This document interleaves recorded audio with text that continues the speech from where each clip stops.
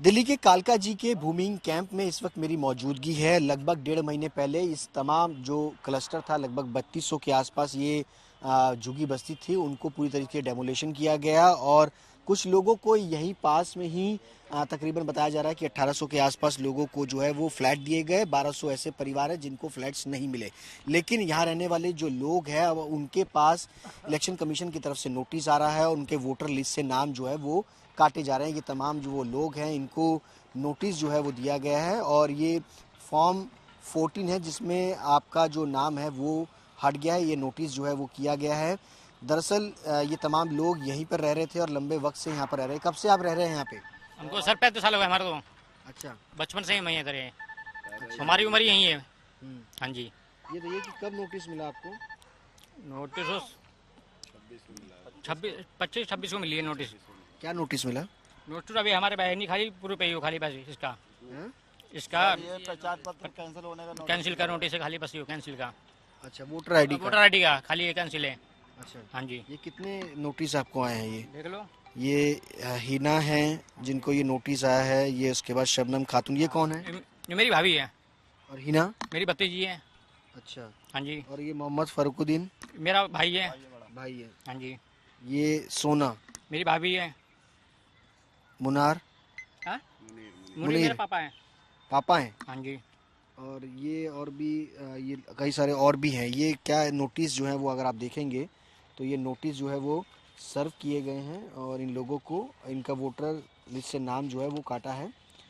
Form 14A, यानी ये कब आए हैं आपके पास? कितने दिन पहले आए? कम से हफ्ता भर हो गया सर। हफ्ता उधर हाँ जी, पहले। हफ्ता भर हो गया, कम से कम हफ्ता 10 बार हो गया। अच्छा।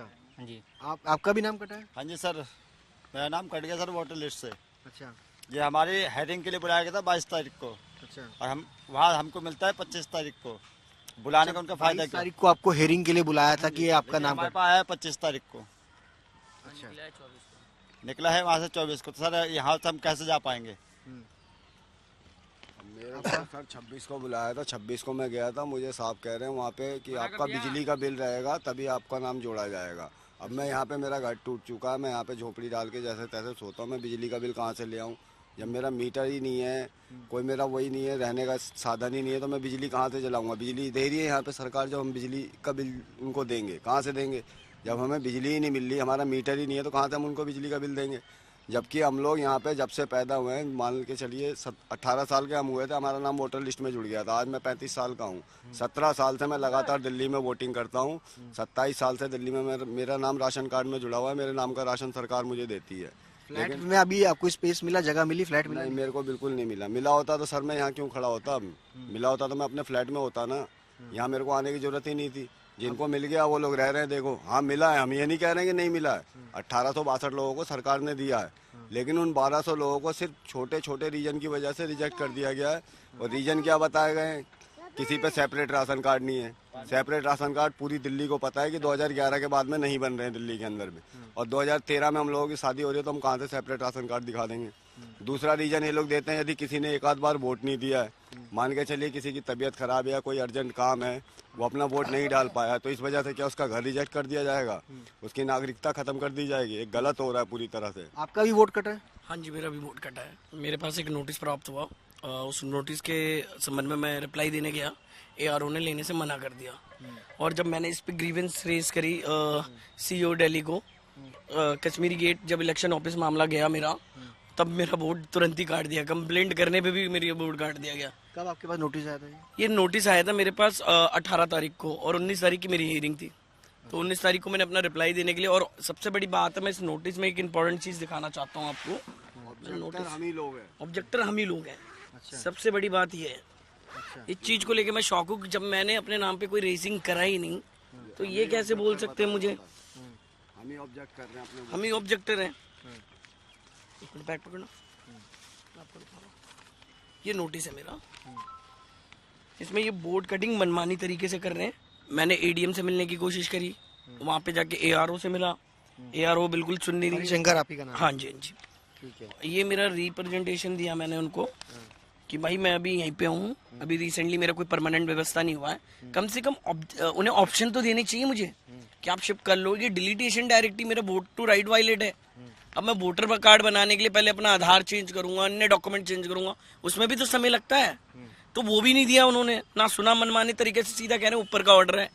ये मैंने सीओ दिल्ली को भेजा है कि भैया इन्होंने मेरे एक्सेप्ट नहीं करे। तो ये तो बिल्कुल ही मनमानी तरीके चल रही है, पर लीगली कुछ देख ही नहीं रहे। सुप्रीम कोर्ट की गाइडलाइन से ही, ईसीए की ऑर्डर्स हैं, वो तो साफ कहते हैं कि ओपन प्लेस पे भी कोई रह रहा है वो वोटिंग राइट है उसका, वो 18 साल का होना चाहिए। तो बड़ा दुख हुआ मुझे, और मैं इस मामले को लेकर दिल्ली हाई कोर्ट जा रहा हूँ। चलिए, ये तमाम लोग हैं, अब अपनी लड़ाई जो है वो दिल्ली हाई कोर्ट लेके जाने। लेकिन मैं आपको बता दूं कि ये फॉर्म 14 है जिसके जरिए वोटर लिस्ट से नाम जो है वो काटा गया, क्योंकि जो चुनाव आयोग है उसका मानना होता है कि अगर आप जिस जगह पर नहीं रह रहे होते हैं और अगर आप वहाँ पर अगर नहीं रह रहे हैं तो आपको उस जगह पर आपका वोटर आईडी कार्ड जो है वो नहीं बन सकता। लेकिन इसमें यह भी है कि फॉर्म 16 के ज़रिए ये लोग अपना वोटर कार्ड जो है वो अप्लाई कर सकते हैं, लेकिन बशर्त ये है उसके लिए उनको अपने रेजिडेंशियल प्रूफ जो है वो देने होंगे, चाहे वो बिजली का बिल हो, राशन कार्ड हो। और दिल्ली में अगर वो रह रहे हैं तो उनको नए सिरे से अपना वोटर आईडी कार्ड जो है वो बनाना पड़ेगा। लेकिन इन लोगों को जो नोटिस आए हैं उनको ये है कि जो तारीख उनको दी गई थी उनमें से कई लोगों को नोटिस एक दिन पहले दिए गए, और कई लोगों को जो नोटिस दिए गए हैं वो जो तारीख थी, जिस तारीख पर उनको पहुंचना था, उसके भी 2 दिन बाद जो है वो नोटिस सर्व किए गए। ऐसे में इन लोगों का आरोप है कि जो इलेक्शन कमीशन है उनकी तरफ से मनमानी ढंग से इन लोगों के वोटर लिस्ट से नाम जो है वो काटे जा रहे हैं। लोगों को घर जो है वो नहीं मिल रहा, उनका घर भी जो है वो छिन गया, और ये सरकार से चाहते हैं कि उनका वोटर लिस्ट में नाम जो है वो जोड़ा जाए, क्योंकि वो पिछले 17 साल से 18 साल से दिल्ली के अंदर अपना वोट जो है वो देते आए हैं। कैमरा पर्सन लोकेंद्र पांडे के साथ